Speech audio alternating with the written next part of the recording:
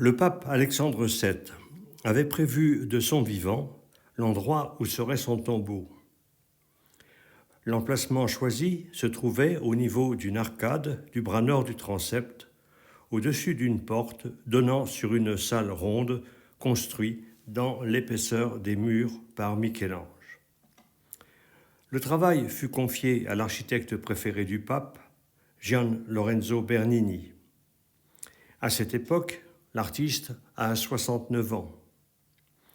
Sa célébrité est devenue telle qu'il lui est impossible de réaliser lui-même la totalité des travaux qu'on lui confie.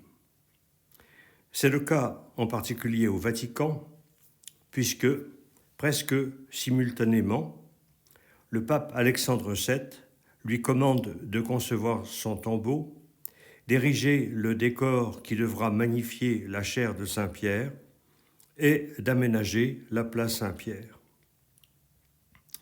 Pour faire face à toutes ces tâches, Gian Lorenzo Bernini avait dû s'entourer d'un atelier d'artiste et modifier sa façon de travailler.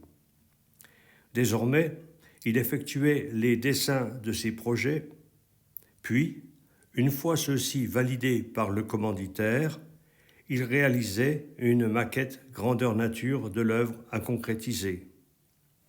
Ensuite, il se bornait à suivre l'élaboration de ses plans, tout en effectuant en personne les parties les plus difficiles à sculpter. Cette nouvelle méthode nous permet de connaître, grâce à 3 dessins conservés et de la main même du Bernin, les phases d'élaboration du mausolée pontifical. Le premier projet reprend la structure du mausolée funéraire d'Urbain VIII, en l'adaptant à l'emplacement choisi par Alexandre VII pour son tombeau, caractérisé par la présence d'une porte sous une arcade. Le pape, sur ce croquis, est assis sur un trône. Il porte la tiare et lève le bras dans un geste de bénédiction. En dessous se trouve le piédestal de la statue portant l'épitaphe et le sarcophage posés sur le mur horizontal surmontant la porte.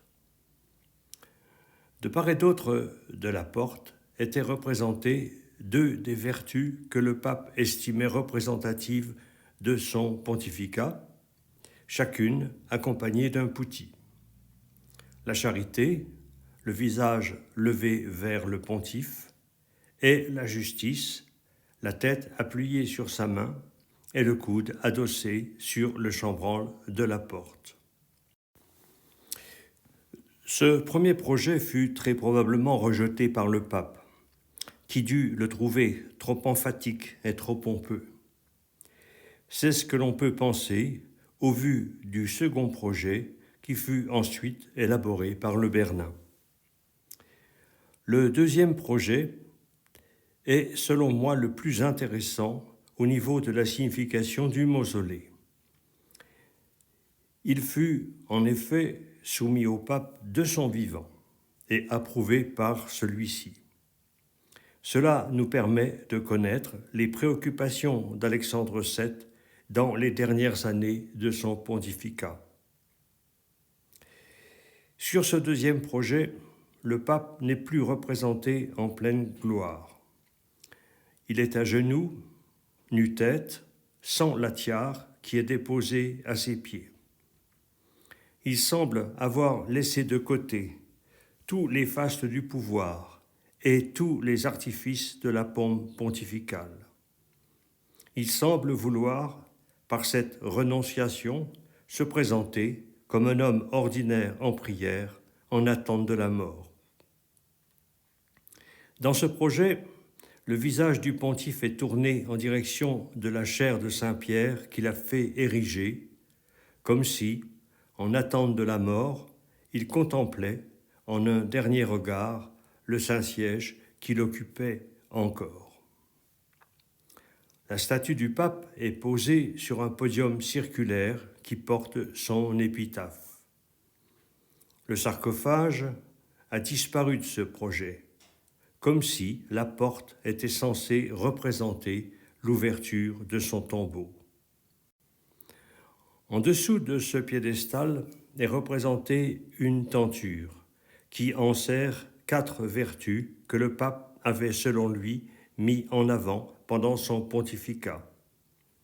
Une vertu théologale, la charité, et 3 vertus cardinales, la vérité, la justice et la prudence. Parmi ces 4 vertus, 2 sont mises plus en avant du monument, la charité et la vérité. Cette dernière est représentée, le pied posé sur un globe, elle est nue. Cependant, la grande tenture masque une partie de son corps.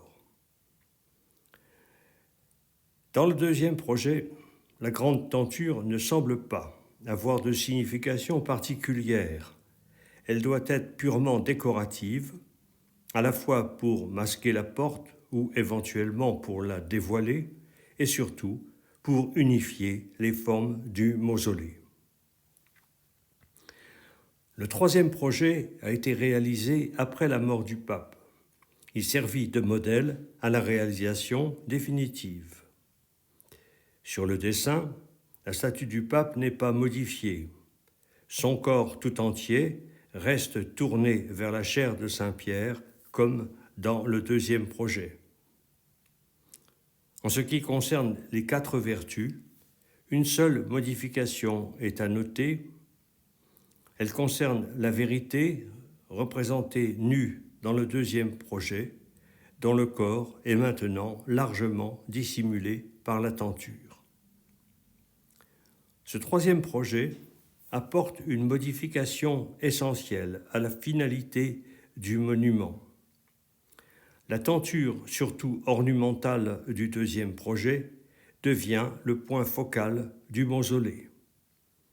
En effet, elle est soulevée par une statue figurant la mort qui semble sortir de la porte du tombeau fictif pour agiter une clepsydre tenue à bout de bras devant le pape, indiquant que l'heure est venue. Dans la version définitive, il restera à modifier la direction du regard du pape de la chaire de Saint-Pierre vers la clepsydre pour que la signification d'ensemble du mausolée soit clairement établie. La construction du mausolée définitif par Gian Lorenzo Bernini fut entreprise en 1671, soit 4 ans après la mort du pape, et terminée en 1678. À cette date, l'artiste était âgé de 80 ans. En premier lieu, le mausolée associe le marbre blanc pour les statues du pape et des vertus, le jaspe sicilien pour la tenture, le bronze doré pour la représentation de la mort et un marbre rainuré vert sombre pour les 3 piédestaux portant le pape et les vertus de part et d'autre de la porte. La composition, comme pour le mausolée d'Urbain VIII, prend la forme d'un triangle, reliant la statue du pape aux 2 vertus figurées au premier plan, représentant la charité et la vérité. Ce triangle encadre et met en valeur la sculpture principale du mausolée, celle de la mort qui tente de s'extirper de la tenture de jaspe. Le pape est représenté en prière, agenouillé et les mains jointes. Il porte le pallium, dissimulé sous une lourde chape. Sous cette chape se trouve la tiare papale.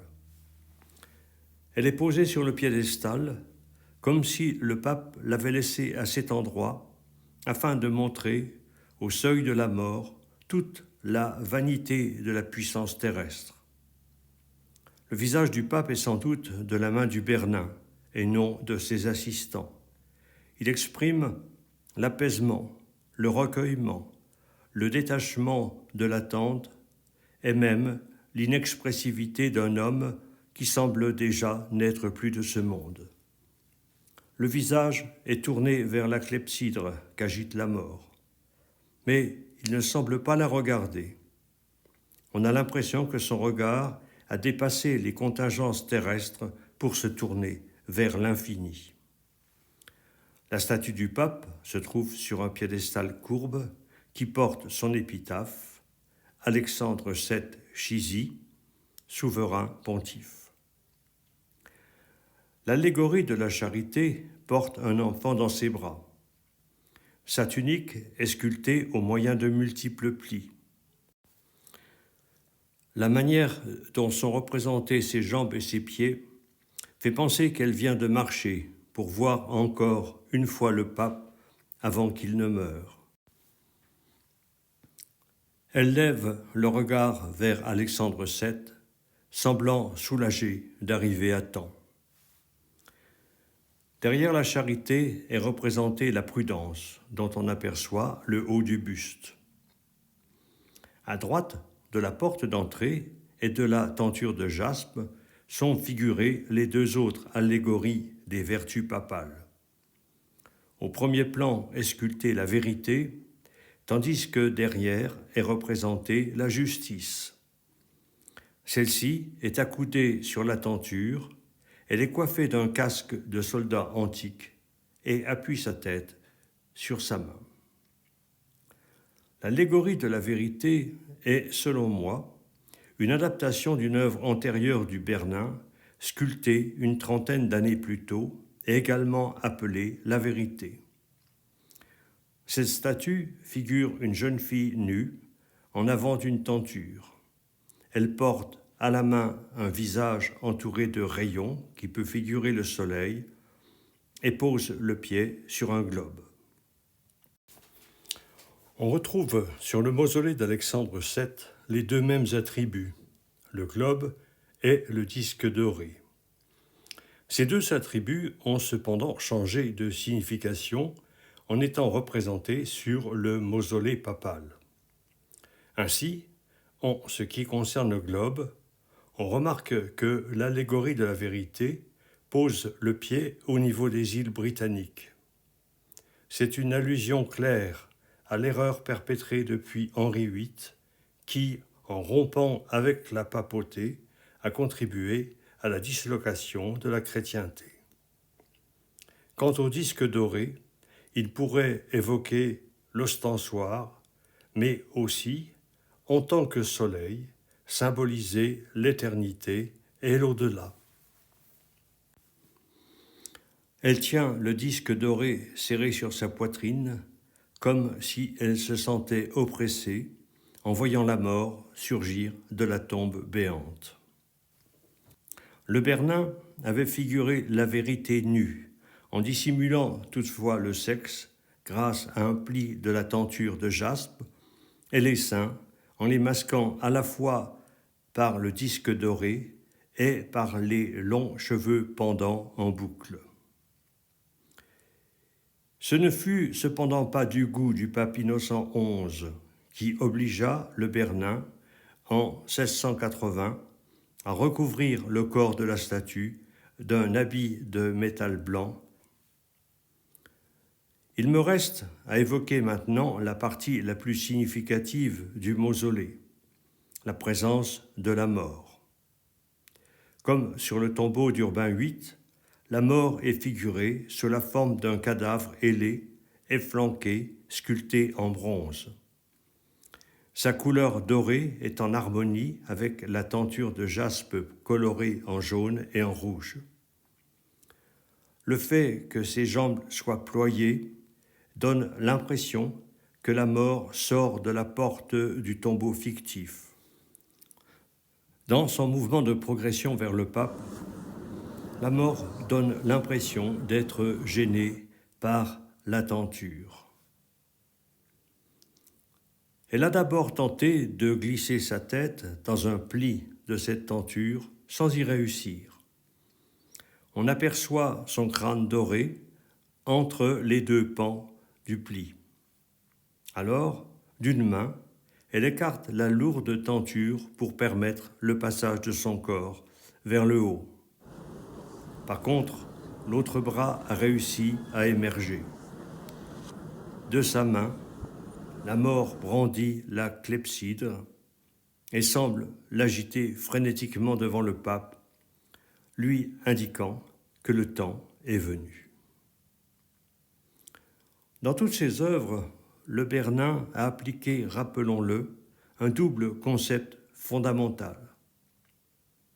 Faire d'abord focaliser le regard du spectateur vers ce que l'artiste considère comme l'élément essentiel afin de susciter un ressenti émotionnel, permettre ensuite au regard d'errer sans entrave par le jeu de l'enchevêtrement des courbes. Ces conceptions se retrouvent évidemment dans la composition du mausolée d'Alexandre VII. Le centre focal de la composition est la clepsydre et la délivrance de son message. L'heure est venue. À partir de cet élément central, le mouvement du regard peut se produire dans 4 directions qui dépendent de la sensibilité de chacun. Le regard peut se diriger d'abord vers le pape, ayant déposé tous les éléments de sa gloire pour se tenir prêt à partir et dont la prière méditative semble l'avoir totalement détaché de tout à l'approche de la mort. Le regard peut se porter aussi vers les 2 vertus qui se trouvent de part et d'autre de la mort, l'une émanant de la grâce de Dieu, l'autre provenant du libre arbitre et de la pratique des préceptes évangéliques. Ce sont elles qui justifient cette tranquille sérénité du pape. Le regard, enfin, peut se porter vers la mort, qui présente un aspect d'autant plus hideux et repoussant qu'on ne la voit que très partiellement dans ce mouvement d'émergence vers le monde terrestre. Cette œuvre pourrait évoquer le sens morbide et pessimiste des réalisations du règne de la mort des XIVe et XVe siècles. Ce n'est pas le cas dans l'œuvre du Bernin. Elle transmet un message plutôt optimiste, empreint de religiosité moralisatrice et semblant s'exprimer ainsi: « Laissez-vous envahir par la grâce de Dieu, menez une vie de vertu orientée vers le bien, vous serez alors, à l'image du pape Alexandre VII, tranquille et confiant lorsque votre heure sera venue. »